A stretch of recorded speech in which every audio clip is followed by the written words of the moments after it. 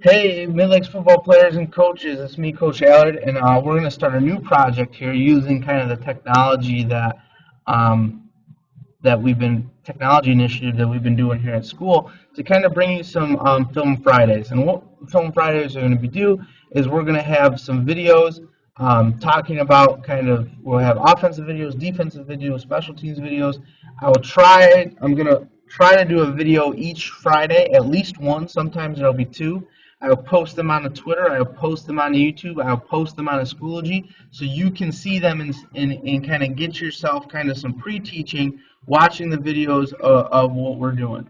All right, and what we're going to be doing for this year. Not a lot of changes on stuff, but just some refreshers, some simple concept adjustments, some terminology adjustments.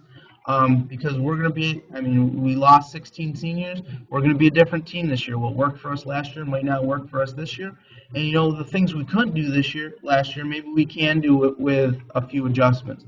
And this is just kind of my way to show you guys. I know you're working hard, getting into camps, getting in the weight room, coming to our 7-on-7s, etc. And this is to show you guys. I'm not just sitting here opening up the locker room. You're not just me as well. Your coaching staff is going to clinics. We're watching hours of videos. We're talking with coaches. I've been in contact with coaches in Illinois and California and in Texas to try to better this experience for you guys and to help us win football games. And so hopefully you guys can appreciate that, because we appreciate all the work that you're doing every week. So our first Film Friday is going to be our inside zone, which we are going to change a little bit this year, but it's a really simple change that I think is really going to work for us and work for our personnel. All right. How this program works, I've obviously got this on a PowerPoint. If you want to pause it at any time when there's diagrams or stuff like that, feel free. You can jot them down. I am working hard to kind of get us a playbook for this year that we can print copies of as well. All right. But without further ado, here we go. So why the inside zone? I want a play that Midlakes is going to be known for. When teams play us, they know it's coming. They know they got to stop it. And we are so good at it, they can't. That's the type of mentality that I want to have as a team. And I think for us, for this season, I think that's going to be inside zone. I think we got some running backs that can make some pretty good reads. I think we've got a pretty athletic offensive line that can get up to the second level. And I think we got some smart kids that can make the adjustments that we need on a given basis and make some calls. The inside zone is going to be a downhill running scheme. We're gonna punch you in the mouth. We're coming right at you. All right, we're not trying to gussy up and get outside. We're coming, we're looking for 5 yards. 5 yards every time we run inside zone. If we're hitting that, that's our goal. All right. It's also going to be this year a template for our whole blocking scheme. Parts of our inside zone are going to be used in power. They're going to be used in counter. They're going to be used in any stretch plays, any speed type option game, or whatever that we run. And it's going to be part of that system. The big thing that we're going to have this year is we're going to have what is called a tag system, and I'm really, really excited to this, because the tag system is going to allow us to look like we're doing 1,000 different things, but in the end of the day, we're only still doing one. We're still doing the concept as a zone team. So we may have a tag, and we're going to talk about, I think, 7 tags today. You're going to see they don't really change the play at all. They change what 1 or 2 people do, and that's it. If we change more than 1 or 2 people, it's a new play, and we're going to call it that. It's not zone anymore. It's power, or it's counter, or it's reverse, or whatever. All right. And also going to give us easy 1, maybe 2 reads for our running back or quarterback in our offensive line. All right. And I think that's going to simplify things for us and make us be able to play not only better, but also a little bit faster. We'll probably have a little bit of a Film Friday on that as well, probably later in the year. All right, so our play call, we're not going to do zone right. We're not going to do zone left. We're not going to do Pedro or Pablo or all those different Zorro or Zulu or whatever. It's just going to be 0 and it's going to be 1. 0 is going to go to the right. 1 is going to go to the left.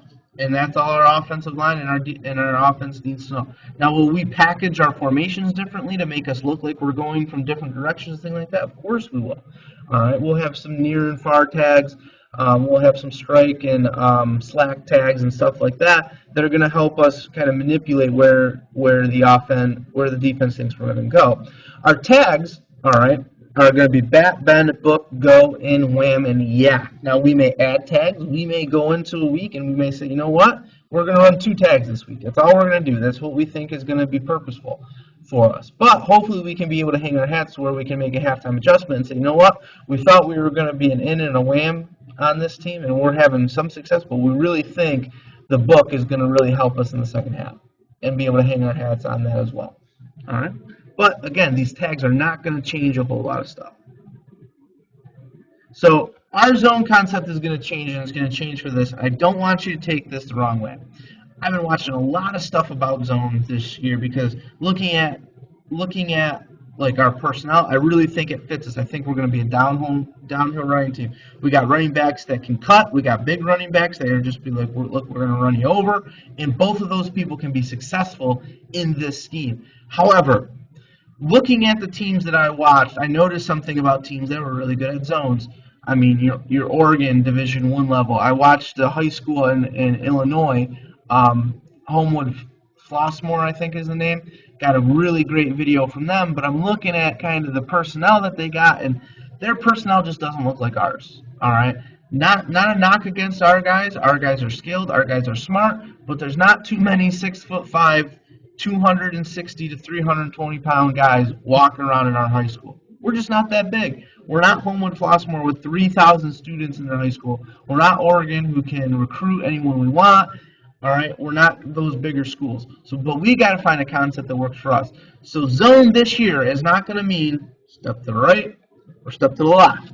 What we are going to look for is we're going to borrow from the Dallas Cowboys, Oakland Raiders, Michigan Wolverines run this a lot. It's called a duo concept. And what that's going to do is duo is 2. It's going to give us double teams at the point of attack. In our zone play, we are hoping with just our base zone play and in most of our tags to get 2 double teams at the point of attack. And we think that's going to help us really deal with 2 of the big issues that we had last year.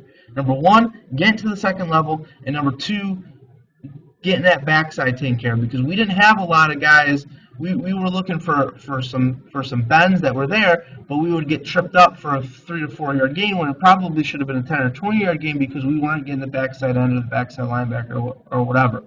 This is also going to let us be downhill, and we're gonna move people. All right, we're gonna smash mouth move people. We don't care if they got a 6'2", 280 pound guy. We're gonna match 2 guys up on him, and our 2 guys better beat that 1 guy.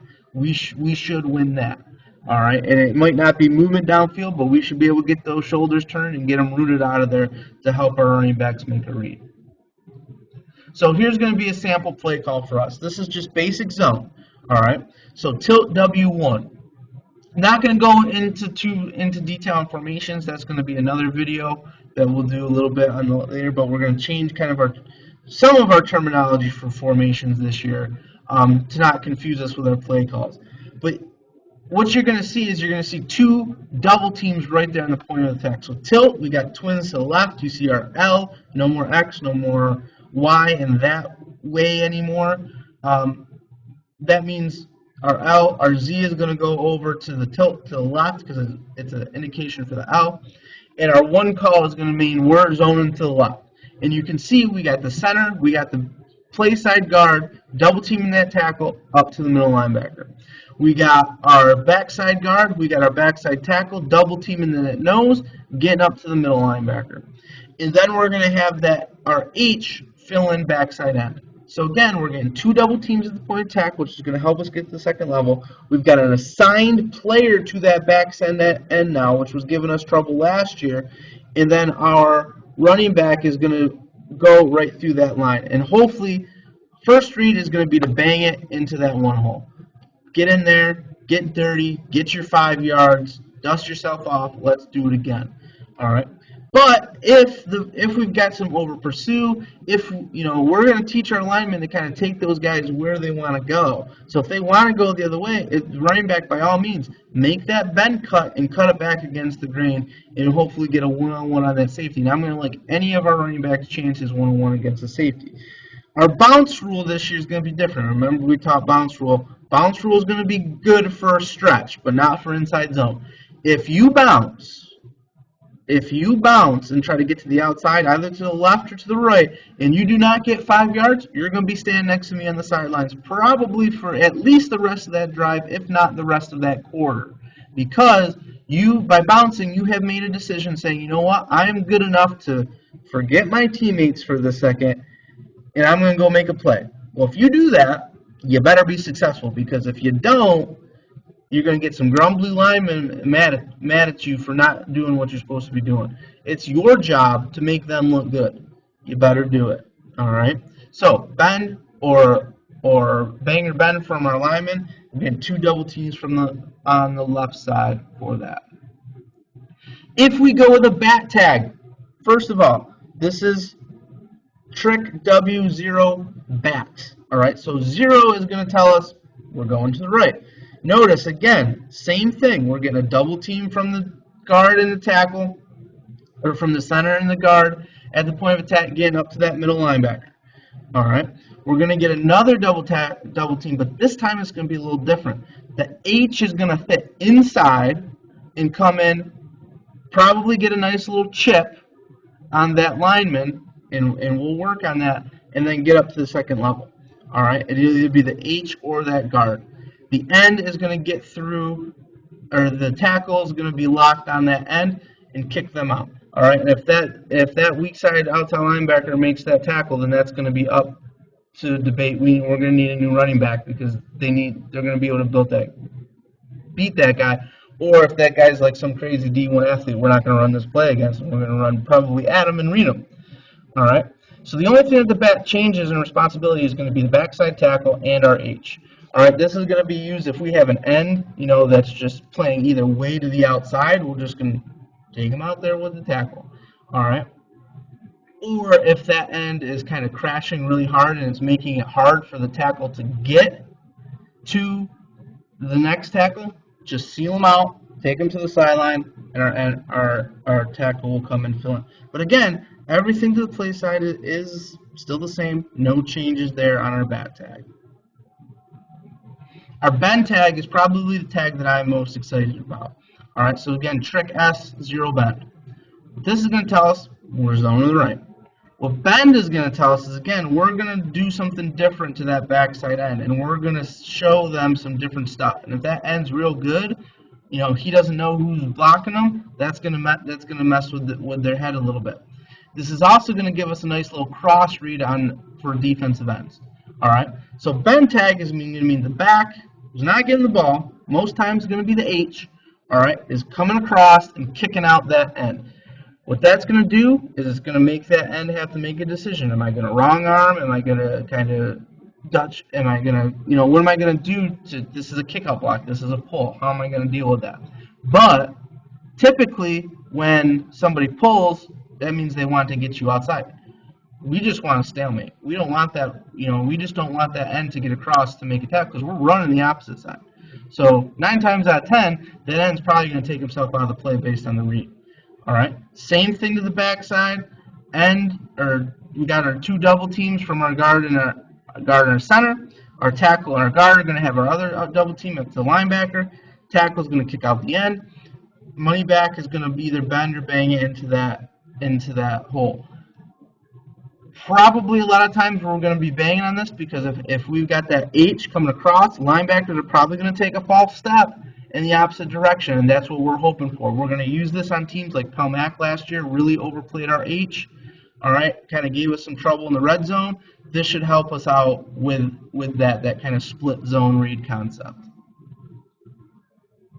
Denver 0 book bubble. There's a lot of stuff in here. Really just look at what's happening with the zone concept, all right? A book, what do you do with a book? You read it, all right? So we've got 0, which means everybody's zoning to the right. We're going to read that backside defensive end. So right now, we've got one play where he's getting blocked by the tackle. We got one play where he's getting blocked by the H. We got one play where nobody's blocking him. This is going to really mess with that backside end. All right, and the quarterback's going to make a read here. If the quarterback sees that end come across and does not see numbers, does not see whatever's on the front of their jersey, then we're going to give it.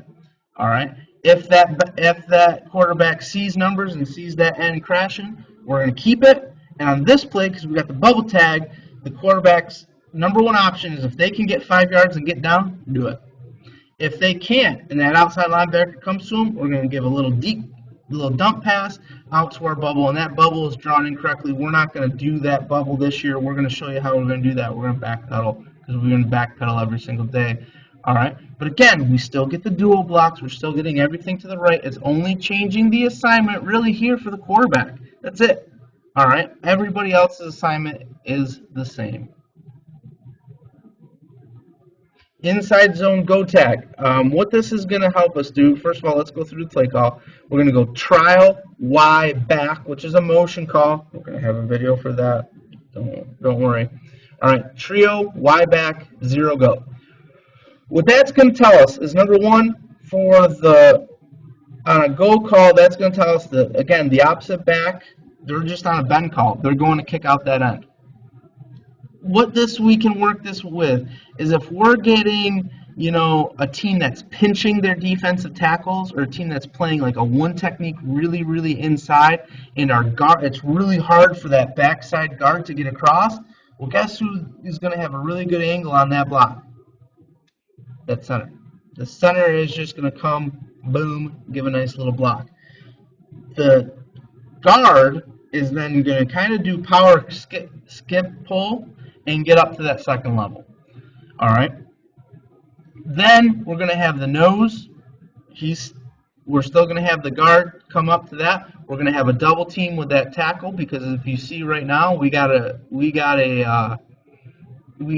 tight end in there as our R that's going to take care of that end. So that's going to allow the tackle to kind of double down and block up to that middle linebacker. So really, the rules here are only going to change for our guard, our tackle, and our center.